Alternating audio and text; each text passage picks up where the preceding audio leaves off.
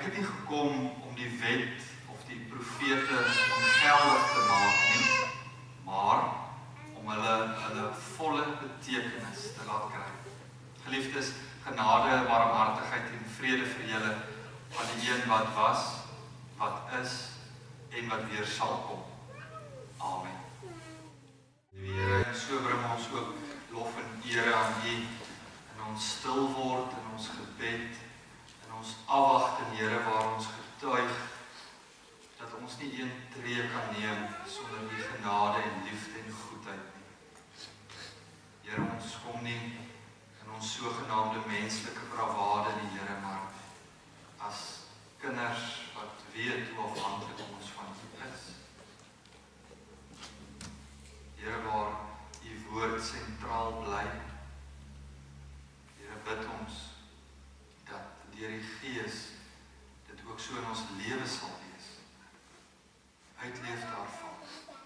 En die aanhoor ook nou daarvan. In Jesus naam bid ons dit. Amen. Geliefdes, ons skriflesing vanoggend kom uit die Nuwe Testament, die Evangelie volgens Matteus, Matteus 5, lees ons saam, verse 17 tot 20. My Bybel is op bladsy 10 van die Nuwe Testament, Matteus 5, verse 17 tot 20.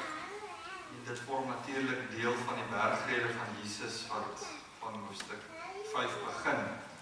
Bergrede waar Jesus eerstens die werklik gelukkiges of die geseëndes uitwys en dan daarna die sout vir die aarde en die lig vir die wêreld, baie bekende teksgedeeltes.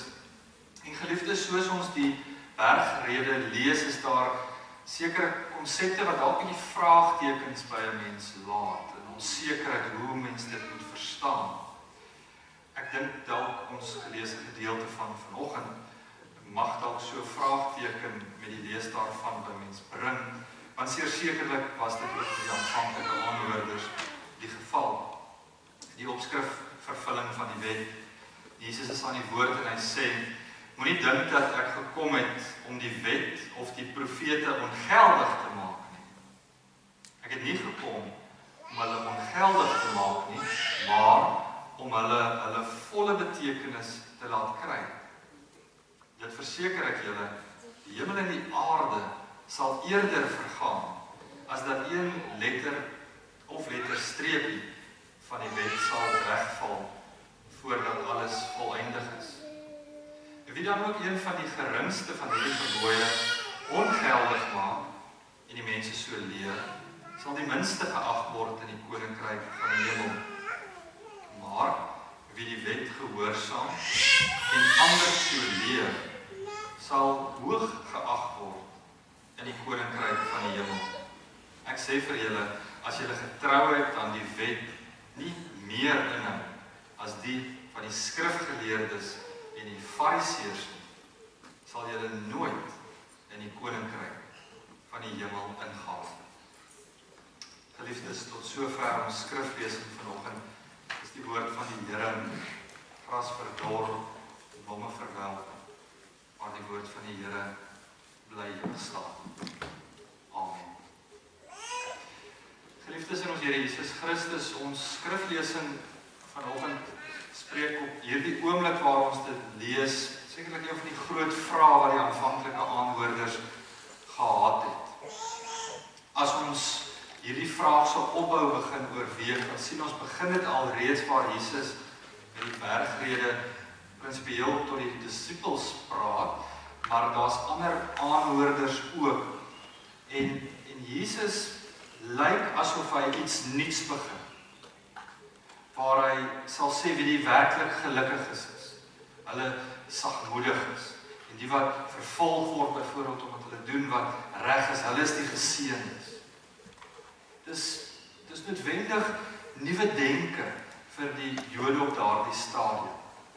Of die volgende gedeelte, julle disippels, julle volgelinge, julle is die sout vir die aarde, julle is die lig vir die wêreld. Soveel so dat die gedagte dalk pos gevat het by baie van hierdie aanhoorders, Jesus wil iets totaal nuuts doen. En En dan in hierdie gedeelte, jy weet dat Jesus sekerlik hierdie gedagtegang van hulle verstaan het, stel hy eintlik die saak reg. Waar hy sê, maar ek het nie gekom om die wet en die profete, die Ou Testament, soos julle dit ken, om dit ongeldig te maak nie, maar om dit sy volle betekenis te gee. So ja, in 'n mate, ek maak nuut, maar die nuut wat ek maak is nie soseer begin van niks nie. Dis eintlik maar net 'n herinterpretasie van die bestaande waarheid wat daar alreeds in die Ou Testament was. Die nuutmaak is eintlik nie in daardie sin korrek om dit so te beskryf nie. Dis dalk liewers heroorweeg die waarheid wat nog altyd daar was. Want julle kon dit dalk verkeerd mettertyd verstaan het. Daar staan geskrywe en julle het dit altyd so geglo en vertrou en julle eie gemaak, maar ek sê vir julle, dis eintlik waar dit op neerkom. Dis die gedagtegang, geliefdes, wat ons veral in hierdie gedeelte kry. En dan is dit spesifiek handelend oor die wil van die Here. Jesus verwys hier na die wet en die profete. Nou die aanvanklike aanhoorders sou baie goed geweet het oor die wet. Trouwens, die wet was die middelpunt van die Joodse lewe gewees. Die skrifgeleerdes sou hulle lewe daaraan wy om hierdie wet te bestudeer. Fariseërs waarvan ons lees, sou nie dit alleen ken nie, hulle sou dit ook nougeset gehandhaaf het. So, dis nie net 'n geval van hulle wou nie net die wet onderhou nie. Die Fariseërs het verder ook maar talle voorskrifte bygevoeg. Op hierdie stadium moet ons besef, ons kyk in retrospek terug na die Fariseërs en beskou hulle as skynheilig, maar die beeld wat die Fariseërs uitgestraal het was eintlik aanvanklik 'n baie positiewe beeld en daar moet ons gedagtegang dalk liewers in daardie lyn aanvanklik kry. Hulle het die wet nougeset nagevolg. Die mense het hulle in daardie opsig in 'n baie positiewe lig beskou. Maar so die Fariseërs ook gemaak, veral hulle maar die Sadduseërs daarmee saam, het hulle verskeie mure gebou, nog wette bygesit by die bestaande wet, sodat mense nie enigstens moontlik naby kan kom om die kernwette te oortree. En daarom dan 'n hele rits van bywette, wat hulle baie getrou gehandhaaf het, maar die algemene publiek nie so seer. Liefdes, dis krities belangrik, op die oog af is dit betrouenswaardig. Fariseërs was as geestelike groep 'n groep mense wat vertrou is, waar daarna opgekyk word as geestelike leiers. En moet ons dit insien, hulle het hulle godsdienst ernstig opgeneem. En moet ons dit sê, dit het besonder goed gelei.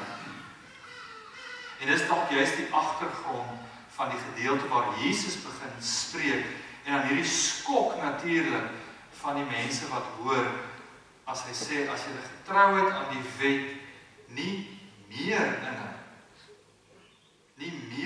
as die van die skrifgeleerdes en die Fariseërs, hierdie mense na wie julle so opkyk, hierdie navolgenswaardige voorbeeld, as julle getrou het aan die wet nie meer inhou as die van die skrifgeleerdes en die Fariseërs nie, sal julle nooit in die koninkryk van die hemel ingaan. Jy kan jouself voorstel waar Christus hierdie woorde geuiter het en daardie ongemaklike stilte wat geheers het. Selfs as ons dit lees met die kennis wat ons van die Fariseërs en hulle nougesette navolging van die wet het, so jy vra maar wie gaan dan gered word? Soveel te meer, geliefdes, die aanvanklike aanhoorders wat baie meer kennis gehad het van die skrifgeleerdes en die Fariseërs as wat ons maar gewoon geskiedkundig van weet. Hulle het hulle gesien. Hulle het gesien, dis 'n voorbeeld wat mense nie eintlik kan typeer as navolgenswaardig nie, want wie kan so wees? Wie kan so perfek lewe? En dan nou hierdie opdrag, as julle lewe nie meer inhou as hulle nie, sal julle nooit die koninkryk van die hemel ingaan nie. Dan voel jy as ware hierdie insak van die moed in die skoene. As hulle dit kwaadlik dan nou nie sal regkry nie, wie sal? Geliefdes, dit is die groot vraagteken van hierdie teks. Maar Christus doen meer. En hy sê ook meer as wat ons aanvanklik op sigwaarde dalk vir onsself sal uitmaak hier. Hierdie meer doen moet ons onsself afvra, wat spesifiek is dit? Hierdie meer doen as die skrifgeleerdes en die fariseërs. Meer inhou as die skrifgeleerdes en die fariseërs. Geliefdes, praat Jesus nie hier van meer reëls. Jesus praat nie van groter uiterlike dissipline nie. Hy wil eintlik hulle gedagtes rig op 'n ander soort geregtigheid. En nie die geregtigheid wat die fariseërs en die skrifgeleerdes van die tyd voorgehou het, as volg hierdie navolgingswaardige voorbeeld. Nie dit. Want hier begin ons gedagtes sien ontwikkel, waar Christus uitwys die skyn van die fariseërs en die sadduseërs, skrifgeleerdes, is nie noodwendig opreg. Dit wat julle sien van die uiterlike en dit wat binne aangaan, kom nie noodwendig ooreen. En is daardie gedagtegang wat Jesus al meer in sy bediening laat losvat het, myns insiens tot so groot mate, dat dit een van die groot redes is waarom Christus gekruisig is, want die geestelike leiers van die tyd het nie daarvan gehou dat Christus vir hulle uitwys dat die algemene publiek kan sien wie hulle werklik is, dat hulle in onguns verval by mense wat hierdie sogenaamde hoë dink van hulle noodwendig het. En ja, aanvanklik baie rein die fariseërs die wet gehou. Maar mettertyd, geliefdes, het, soos die mens maar is, het die onderhouding van die wet 'n mate van 'n geestelike status aan hulle gegee. En ook dan nou daarmee saam met tipe van 'n geestelike hoogmoedigheid kan ons dit dalk noem. Waar dit vir hulle gegaan het dat die uiterlike nakoming van die wet, die wys van die mens vir die mense dat ons te doen, dat hulle dit tog net kan sien, het belangriker geword as die kern, die hart van die saak, om werklik die wet te gehoorsaam uit 'n innerlike liefde vir God. Alle godsdienst het hoofsaaklik en al hoe meer begin afspeel aan die buitekant.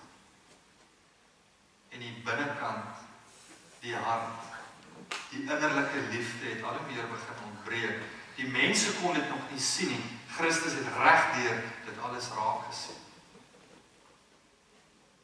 Geliefdes, ons kan die sonde van die fariseërs en die skrifgeleerdes dalk in hierdie konteks soos ons dit hier lees, omskryf as blink sondes.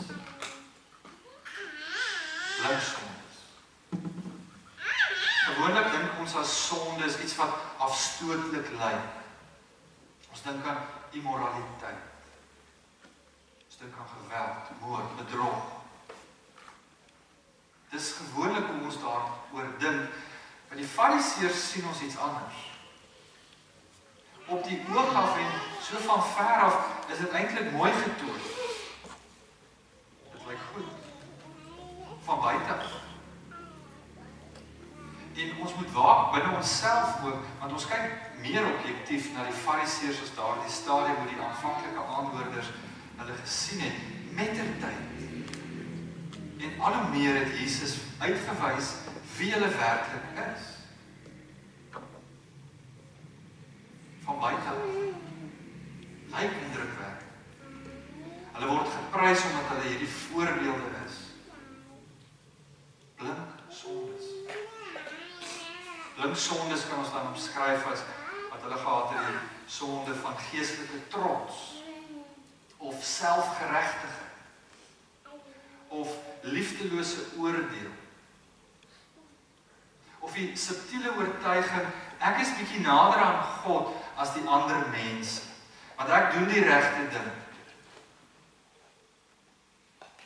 Dit lyk nie op die oog af vir die mense, jy sien dit nie so seer nie, dit is blinksondes. Geliefdes, en dis presies wat Jesus dan by die Fariseërs raak gesien het. Christus sien raak wat die mens nie kan raak sien. Die probleem was nie dat hulle die wet van God liefgehad het nie. Die probleem is dat hulle mettertyd verlief geraak het, eintlik maar op hulle eie gehoorsaamheid aan hierdie einste wet. Dit was die probleem. Waar die oortuiging nie meer was, is God se genade nie. En my identiteit is daarin geskoei nie, maar dit het mettertyd meer gegaan oor my eie prestasie en die nakoming daarvan. En jy kan alreeds hoor hoe dit indruis teen ons reformatoriese beginsels. Want dit is iets vanuit binne die mens. En waar hulle self begin meet het aan wat hulle kon doen. En hulle self gemeet aan wat die mense nie kon doen nie. En gewoonlik in hierdie vergelyk het hulle baie goed gelyk. En daarom, geliefdes, lees ons so gereeld van die Fariseërs, Sadduseërs, skrifgeleerdes se neersien op die tollenaars, die sondaars. Almal wat eintlik nie hierdie standaarde van hulle aan voldoen het. Blinksonde. Dit is besonder misleidend, geliefdes, omdat dit juist agter godsdiens weggesteek word. Dit lyk dan nou juist wel goed. En die mens, Fariseërs het nie skuldig daaroor gevoel nie. Hulle het goed gevoel daaroor. Hulle was heilig oortuig ons doen wat die Here wil hê. Intussen vind hulle self koue harte. En is God wat my aanvaar omdat ek so gehoorsaam is. Geliefdes, in daardie milieu kom Jesus en hy sê, ek kom nie om die wet af te skaf nie. Ek kom om 'n nuwe betekenis te gee, want as julle geestelike leiers wat mettertyd verkeerd die saak het.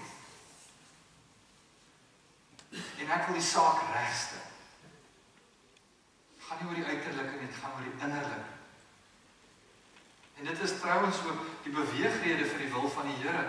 Die kern daarvan is die liefde, die groot liefdesgebod, om die Here jou God lief te hê met hart, siel, al jou krag en verstand, jou naaste soos jouself. Die beweegrede is die kern, is liefde, dis nie die uiterlike en die tooisels. Dis 'n verhouding met God. En dit word al hoe duideliker in Matteus 5. Veral in Matteus 5. Ek wil dalk dat ons in opvolgende Sondag bietjie in diepte kyk na baie van hierdie uitsprake in die bergrede. Waar Jesus byvoorbeeld sê, dis nie genoeg om nie moord te pleeg nie, want die wet sê jy moet nie moord pleeg. Maar dit is nie genoeg om gewoon te sê, ons mag nie moord pleeg nie. Let op, ek gee nuwe betekenis, woede, minagting. Dis ook maar moord. Dis nie genoeg om nie egbreek te pleeg nie, maar onrein begeertes begin reeds in die hart. Dis nie die daad alleen nie, begin al in die hart. Dis nie genoeg om net eetswerings na te kom nie. Dit wat jy beloof het, jy sal of nie sal doen nie, net dit te doen of na te laat nie. Wat jou ja wees. Begin met karakter. En laat waarheid jou karakter wees. Die Here sien meer as wat die mense gesien het. God sien binne. Christus sê, ek het nie gekom om die wet af te skaf nie, maar om dit te vervul. Om eintlik weer opnuut by die aanvanklike bedoeling uit te kom. Volmaakte gehoorsaamheid. Nie as 'n prestasie. Die saak van liefde.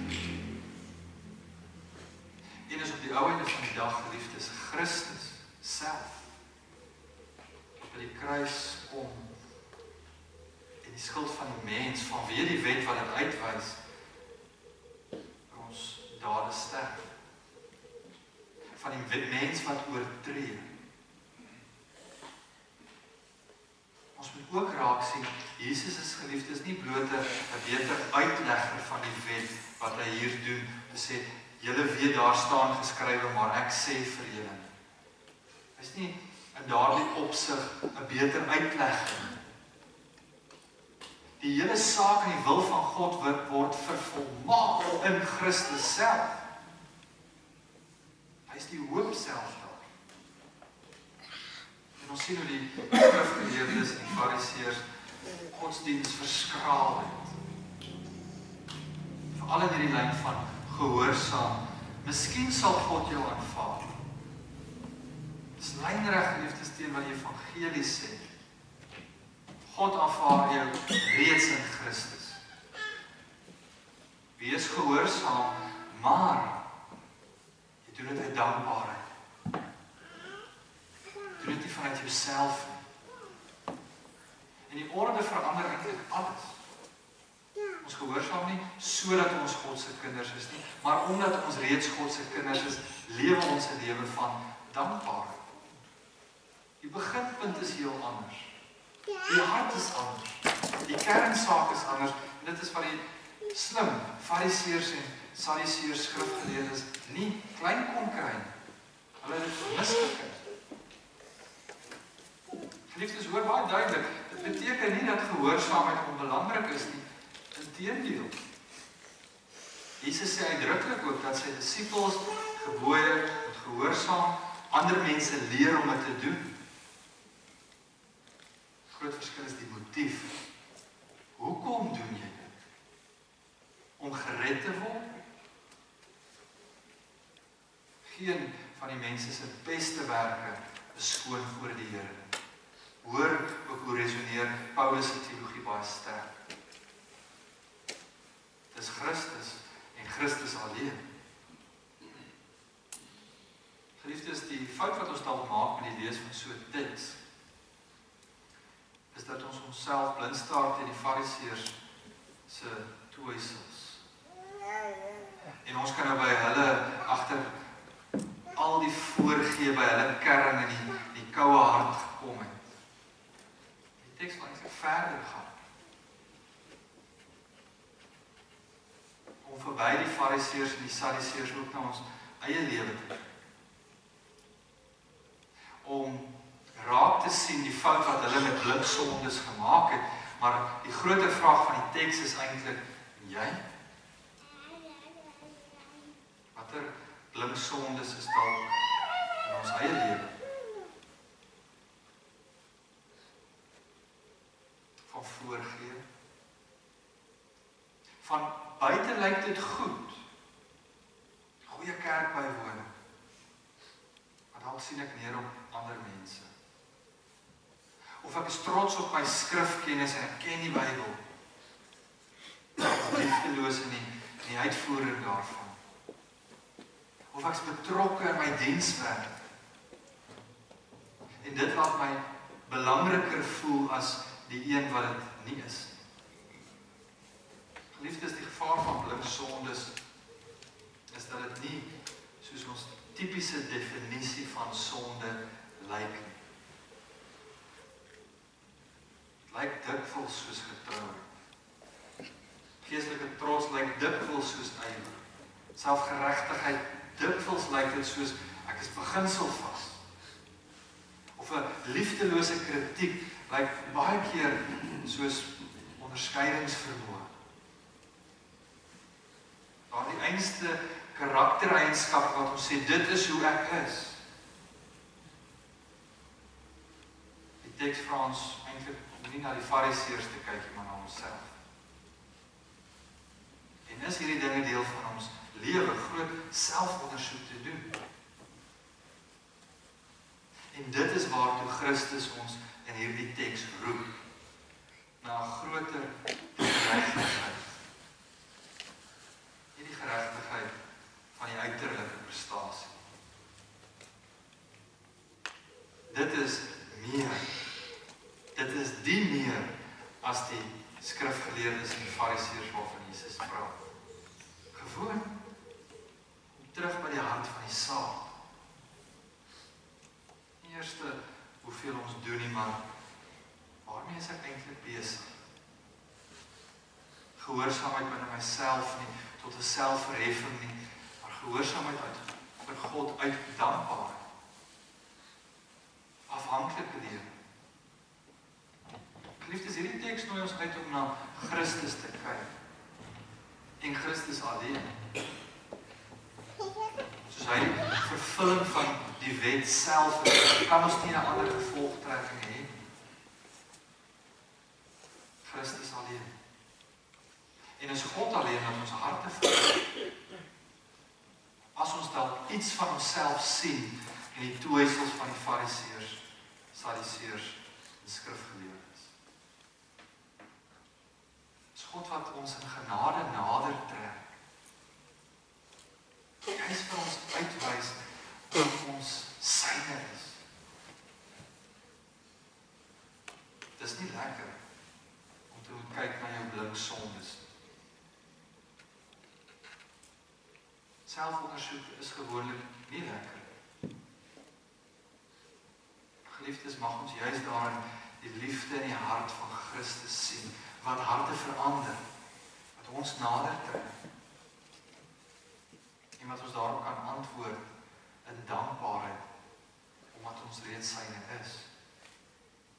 Dat ons die wil van die Here kan gehoorsaam, omdat hy ons ook gewillig, bekwaam en staat maak om dit te kan doen. Niks uit my eie. Dis alles God. Dit is die geregtigheid waarvan ons lees.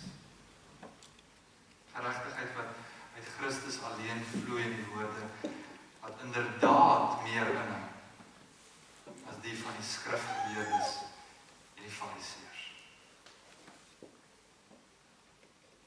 Gaan leef dit en weet, jy is reeds gered. Dis Christus. Dis nie jy. Amen. Dis kom ons bid saam.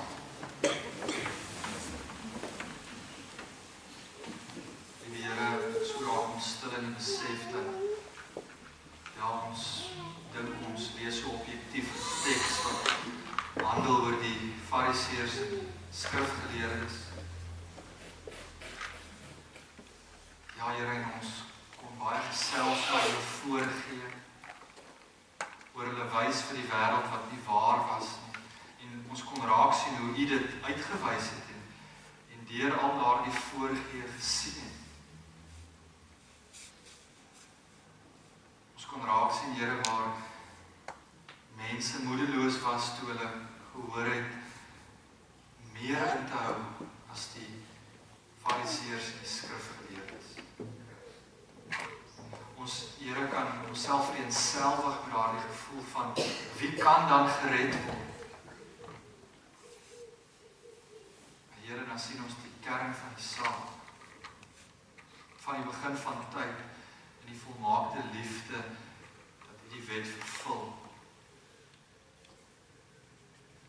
Die verander, Here, maar herinterpreteer, en het ten diepste, Here Jesus Christus, in U vervul is. Nie net wat ons kan doen, of wie ons is. Ja, Here, en so besef ons is dit nie net gewoon dat U deur die fariseërs voorgee en toeësels gekyk het nie, maar ook ons. Ons kan wegsteek vir mense, Here, maar nie vir U nie. Here, waar ons skaam gelaat word, trek U ons juis in liefde nader. Waar ons wil wegbeweeg, beweeg U nader. En juist daarin sien ons die evangelie, dis U as beweger, as eerste beweger. As een wat in liefde nader trek en niks vanuit onsself, Here selfs ons antwoord om in dankbaarheid daarop te lewe, is nie vanuit onsself nie. Dit maak ons nederig, ons besef wie ons is. Maar groter wie U is. Here, in hierdie selfondersoek, in ons eie blink sondes, trek U nader aan ons. Dankie, Here, dat ons kan weet, ons is verlos.